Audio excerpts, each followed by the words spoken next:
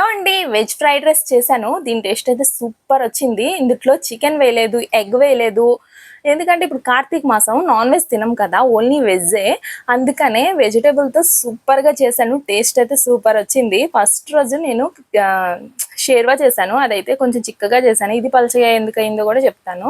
దాని తర్వాత వచ్చాము ఫ్రైడ్ రైస్ చేశాను. ఫ్రైడ్ రైస్లోకి పలుచగా ఉంటేనే బాగుంటుంది షేర్వా. బిర్యానీలోకి కూడా యూస్ చేసుకోవచ్చు దీన్ని, అదే బిర్యానీలోకి కూడా తినచ్చు, చాలా బాగుంటుంది. చిక్కగా ఎలా చేశాను, ఎలా ఇది పలచగా అయింది ఎలాగో నేను వీడియో అయితే చేయలేదు. ఎందుకంటే చిక్కగా అయిందే, అదే చిక్కగా చేసింది పెట్టాను నేను వీడియో ఎలా చేశాను అనేది. నేను ఇప్పుడు మీకు చెప్తాను. ఇది పలచగా ఎలా చేసుకోవాలంటే, నేను కొంచెం ఫ్రిడ్జ్లో ఉంచాను మిగిలింది. అది వచ్చేమో ఆనియన్స్ ఫస్ట్ వేసుకొని ఫ్రై అయిన తర్వాత అందులో కొంచెం కారం వేసుకున్నాను. ఇది ఫ్రిడ్జ్లో పెట్టాను అన్నాను కదా, అది కూడా వేసేసి కొంచెం వాటర్ వేసుకొని పలచగా చేసుకున్నాను. టేస్ట్ అయితే ఏం మాత్రం తగ్గలేదు. ఒక రోజు అంటే ఫ్రిడ్జ్లో పెట్టేశాను కదా, బాగోదేమో అనుకున్నాను, కానీ చాలా బాగుంది. అదైతే పలచగా ఉంటేనే కదా మనకి బాగుంటుంది. బిర్యానీలోకైనా ఫ్రైడ్ రైస్లోకైనా పరాటాలోకి ఇలా ఉంటేనే, ఈ కన్సిస్టెన్సీలో ఉంటేనే బాగుంటుంది. సూపర్గా ఉంది టేస్ట్ అయితే. ఇది మాత్రం ఎలా చేశాను ప్రాసెస్లోకి అయితే ఫస్ట్ వెళ్ళిపోదాం. చాలా ఈజీగా చేసుకోవచ్చు. ఫస్ట్ అయితే మనం కడాయి పెట్టేసుకోవాలి. ఇది కడాయి కదలేండి, కుక్కర్ ఫస్ట్ పెట్టేసుకొని ఆయిల్ వేసుకొని అందులోని ఆనియన్స్ పొడవుగా కట్ చేసుకోవాలి.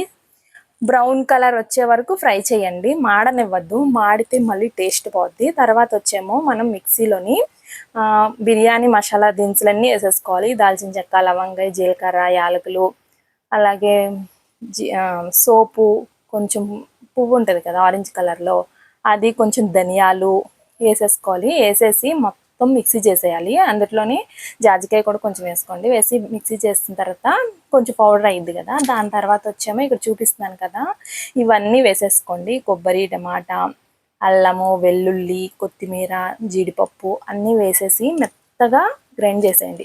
నేను ఫ్రై చేసిన ఆనియన్స్ వేయడం మర్చిపోయాను. ఇది కొంచెం బాగా ఫ్రై అయిన తర్వాత అవి కూడా వేసి మెత్తగా మిక్సీ చేసేయాలి. అంటే మనకి కొంచెం నలిగి కొంచెం నలగకుండా అలాగ ఉండకూడదు. మొత్తం మెత్తగా, చాలా మెత్తగా ఫైన్ పేస్ట్ లాగా చేసేసుకోండి. పేస్ట్ మొత్తం ఒక బౌల్లో వేసేసి సైడ్కి పెట్టుకోండి. టేస్ట్ అయితే సూపర్ ఉండాలి, అదే సూపర్ ఉండుద్ది. అందులోనే కొంచెం కారం, ఉప్పు కూడా వేసుకోండి. అది మాత్రం వేయకోకుండా ఉండొద్దు. అది కూడా వేసేసి మనం ఫ్రై చేసుకున్న ఆనియన్స్ అన్నీ వేసేసి మెత్తగా చేసేసుకోండి. మెత్తగా అవుతేనే మనకి టేస్ట్ అనేది బాగుండుద్ది. మనం కుక్ చేసుకున్నప్పుడు తిన్నప్పుడు కూడా కొంచెం కచ్చాపచ్చగా చేస్తే మాత్రం బాగోదు, ముందే చెప్తున్నా. మెత్తగా ఆడుకోండి ఇక్కడ చూపిస్తున్నట్టుగా. మెత్తగా ఆడిన తర్వాత ఇప్పుడు ప్రాసెస్లోకి వెళ్దాం. ఈ మసాలా మొత్తం ఆడేసుకున్నాక ఇక్కడ చూపిస్తున్నవన్నీ కట్ చేసి పెట్టుకోండి. ఆనియన్, స్ప్రింగ్ ఆనియన్, జీలకర్ర, పచ్చిమిరపకాయలు, కొత్తిమీర, జీడిపప్పు అన్నీ మీకు అన్నీ ముక్కలు చేసుకొని కట్ చేసుకొని ఒక ప్లేట్లో వేసేసుకొని ఇప్పుడు కడాయిలోని ఆయిల్ వేసుకొని ఫస్ట్ అయితే జీలకర్ర వేయాలి. జీలకర్ర ఫ్రై అయిన తర్వాత ఆనియన్స్ వేసేసి, అది దాంట్లోనే మనకి స్ప్రింగ్ ఆనియన్స్ కూడా వేసేయండి. అవి వేసేసి బాగా ఫ్రై చేసిన తర్వాత పచ్చిమిరపకాయలు, జీడిపప్పు, కొత్తిమీర ఈ మొత్తం వేసేయండి. కొత్తిమీర మనం మొత్తం వేయొద్దు, కొంచెమే వేయాలి. ఎందుకంటే మనం లాస్ట్లో వేసుకుంటాం కాబట్టి లాస్ట్లో కొంచెం వేసుకోవడానికి కొద్దిగా అయితే ఉంచుకోండి. వేసేసి బాగా ఫ్రై చేయాలి. ఫ్రై చేసిన తర్వాత మనం ముందుగా ఉంచుకున్నాం చూసారా పేస్ట్, దానికన్నా ముందు ఆకులు, బిర్యానీ ఆకులు ఉంటాయి కదా, అవి వేసుకోండి. నేనైతే ఒకేసారి ఎక్కువ వేసాను, మీరు ఎక్కువ వేసేయకండి. అది ఫ్రై చేస్తున్నప్పుడు తులుతుంది. అది ఫ్రై చేసేసిన తర్వాత కొన్ని అయితే నేను తీసేసి పక్కన పెట్టేశాను. లాస్ట్లో దించే ముందు వేసుకున్నాను, ఎందుకంటే మళ్ళీ తులుతుందని. ఆ మసాలా ముద్దంతా వేసేసి బాగా ఫ్రై చేసిన తర్వాత కారము మీకు ఎంత తింటారో అంత వేసుకోండి. నేనైతే 1 స్పూన్ వేసుకున్నాను. సాల్ట్ కూడా రుచికి తగ్గట్టుగా వేసుకోండి. వేసేసి బాగా కలుపుకోవాలి. ఇదేంటంటే సోయాబీన్ నేను ముందు రోజు చేశాను కదా, ఈ వీడియో ఎప్పుడో చేశాను, సోయాబీన్ రెసిపీ చేశాను కదా, ఆ తర్వాతే నేను ఈ రెసిపీ అయితే చేశాను. ఈ సోయాబీన్ నాకుంది, ఇది ఆప్షనల్, మీ ఇష్టం. మీరు వేసుకుంటే వేసుకోండి, లేకపోతే లేదు. ఆ వీడియో చూడలేని వాళ్ళు చూడండి అవి ఎలా చేశాను అనేది. వేసేసి అలాగే అవి కూడా బాగా ఫ్రై చేసేసిన తర్వాత వాటరు 2 కప్పులే వేసుకున్నాను, నేను ఎక్కువ వేయలేదు. ఒకవేళ మీకు చిక్కగా అనిపిస్తే వేసుకోండి, కొంచెం పలుచగా కావాలి అనుకుంటే అది మీ ఇష్టం. పరాటాతో మీరు ఎలా తినాలనుకుంటున్నారో అలా వేసుకోండి. అలాగే మనం ఆనియన్స్ ఉన్నాయి కదా, అవి కూడా వేసేయండి దించే ముందు. వేసేసి బాగా కుక్ చేసుకోండి. ఫ్రైడ్ ఆనియన్స్ వేసి బాగా కుక్ చేసుకున్న తర్వాత దించే ముందు కొత్తిమీర లాస్ట్లో కొద్దిగా వేయాలన్నాను కదా, ఆ కొత్తిమీర కూడా వేసేసేయండి. ఇదైతే పొరాటాలోకి చాలా బాగుంటుంది. ఇప్పుడు నెక్స్ట్ ప్రాసెస్ మనం ఫ్రైడ్ రైస్ చేసుకుందాం. దాని ప్రాసెస్లోకి అయితే వెళ్ళిపోదాం. ఫస్ట్ అయితే నేను 1 కప్ రైసే తీసుకున్నాను. ఎందుకంటే 1 కప్ ఇంట్లో వాళ్ళు ఎవరో ఆనియన్స్ తినరో ఈ నెల రోజులు, అందుకనే మాకు మాత్రమే చేసుకున్నాం, మా పాపకి నాకు. కాకపోతే అందుట్లో ఒకరికే అయ్యింది, ఒకరికి మాడిపోయింది రైసు. 1 కప్ తీసుకున్నాను. కుక్కర్ వచ్చేమో పెద్దది, ఇది వచ్చేమో రైస్ వచ్చేమో తక్కువ తీసుకున్నాను. 1 కప్కి 2 కప్స్ అయితే వాటర్ వేసుకోవాలి. కొంచెం హెల్త్గానే వేసుకున్నాను. ఫస్ట్ అయితే రైస్ మనం నానబెట్టుకోవాలి, ఒక 15 మినిట్స్ ఉంచేసిన తర్వాత ఈ ప్రాసెస్లోకి అయితే వెళ్ళిపోవాలి. అదే కుక్కర్లోని ఉడికించుకోవాలి. కొంచెం సాల్ట్, కొంచెం ఆయిల్ కూడా వేసేసి 2 విజిల్స్ వచ్చే వరకు ఉంచాలి. ఫస్ట్ విజిల్ బాగానే వచ్చింది, రెండో విజిల్ అయితే రాలేదు. ఎంతసేపు చూసినా రాకపోయేపాటికి మాడిపోయింది. మాడవాసన వస్తే ఇంక దించేసాను. కొంచెం అయితే మిగిలింది, కొంచెం పాడైపోయింది. అయితే అది పెట్లకైతే వేసేసాను. అయితే నేను నువ్వుల నూనె వేసేసాను కొంచెం పొడి పొడిగా అవుద్దని, అది ఉడికిన తర్వాత కూడా. అయితే పొడి పొడిగా అయ్యాక ఇక్కడ చూస్తున్నారు కదా, ఈ వెజిటేబుల్స్ అన్నీ కట్ చేసేలోగా ఆ రైస్ అనేది ఇంకా బాగా అయిపోయింది. Spring onions, capsicum, beans, carrot, పచ్చిమిర్చి, వెల్లుల్లి, కొత్తిమీర, నార్మల్ ఆనియన్స్ మనం డైలీ యూస్ చేస్తాం కదా ఆ ఆనియన్స్, అవన్నీ చిన్న పీసెస్గా కట్ చేసేసుకున్నాను.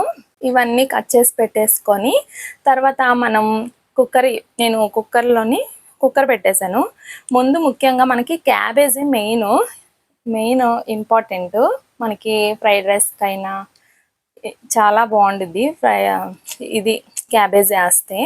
ఫస్ట్ అయితే ఆయిల్ వేసేసుకున్నాను. ఆయిల్ వేసిన తర్వాత వెల్లుల్లిపాయలు చిన్నగానే కట్ చేయండి. ఇక్కడ చూస్తున్నారు కదా, ఇలాగే కట్ చేసి ఫస్ట్ అయితే వేసేసుకోవాలి. అది ఫ్రై అయిన తర్వాత ఆనియన్స్ కూడా వేసేయండి. ఆనియన్స్ కూడా బాగా ఫ్రై చేయాలి. ఇక్కడ చూపిస్తున్నట్టుగానే వేయండి, అదే ఇలాగే కట్ చేయండి. నేను మొత్తం ఎందుకు వేయలేదంటే నేను కొంచెం రైసే తీసుకున్నాను కాబట్టి తక్కువ వేసుకున్నాను. మీరు చూసుకొని వేసుకోండి మీ రైస్కి తగ్గట్టుగా. అలాగే క్యారెట్, క్యాప్సికమ్ కూడా వేసేసి బాగా ఫ్రై చేసేసాను. తర్వాత బీన్స్ ఎక్కువగా మనం ఫ్రై చేయవసరం లేదు. ఫ్రైడ్ రైస్కైనా అదే నూడిల్స్కైనా ఎక్కువ ఫ్రై చేయవసరంలా. పచ్చిమిరపకాయలు కూడా వేసేసి బాగా ఫ్రై చేసేసాను. బాగా ఫ్రై చేసిన తర్వాత కొత్తిమీర కొద్దిగా వేసుకున్నాను, కొద్దిగా లాస్ట్లో వేసుకున్నాను. వేసేసి ఫ్రై చేసేసుకోవాలి. ఈ క్యాబేజీ మొత్తం తురుముకోవాలి. తురిమేసాను, అదే క్యారెట్ తురుముకునేది ఉంటుంది కదా, దాంతో తురిమితే ఇలా వచ్చింది. తురిమేసి ఇలా మొత్తం వేసేసి బాగా ఫ్రై చేసుకోవాలి. ఇది ఫ్రై అయిన తర్వాత మనం ముందుగా ఉంచుకున్నాం కదా రైసు, ఇదైతే అసలు నేను మాడిపోద్దేమో అనుకున్నాను. రైసు చాలా పొడి పొడిగా భలే వచ్చింది. కాకపోతే సగం అంటే ఒక మనిషి అంత రైస్ అయితే పోయింది, అదైతే మాడిపోయింది. చాలా బాధ అనిపించింది. ఒక మనిషి రైసే మిగిలింది.